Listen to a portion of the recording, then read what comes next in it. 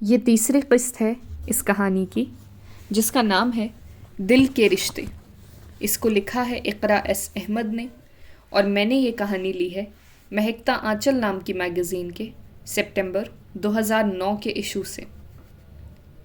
دائم اس وقت اس کے آفس میں ہی موجود تھا، اور یہ ان دونوں کی تیسری ملاقات تھی۔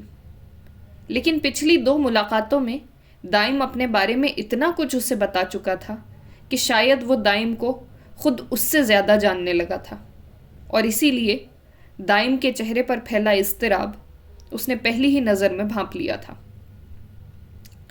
ویسے بھی فیس ریڈنگ میں اسے کمال حاصل تھا، اور یہ اس کے پروفیشن کا حصہ بھی تھا۔ کیا بات ہے دائم، اتنے پریشان کیوں ہو رہے ہو؟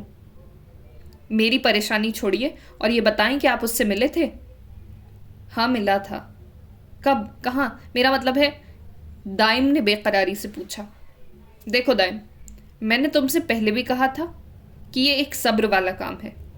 کسی بھی طرح کی جلدی سارا کھیل بگاڑ سکتی ہے۔ وہ اس کی بے چینی کو سمجھ رہا تھا، اس لیے سنجیدگی سے اسے سمجھانے لگا۔ لیکن کہیں ایسا نہ ہو کہ بہت دیر ہو جائے۔ گھبراؤ مت، ایسا نہیں ہوگا۔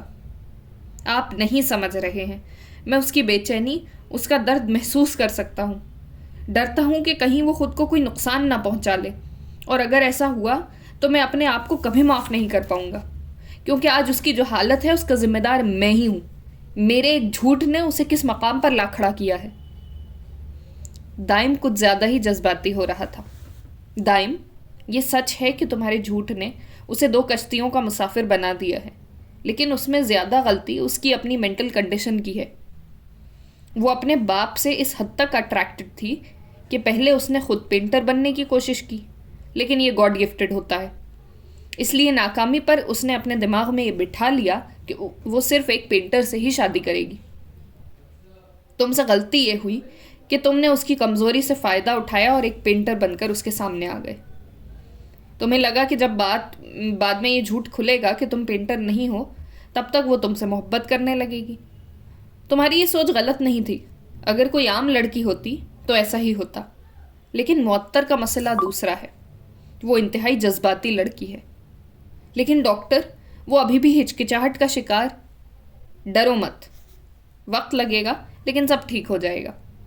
اس کی منزل تم ہو، یہ بات وہ بھی جانتی ہے، بس مان نہیں رہی۔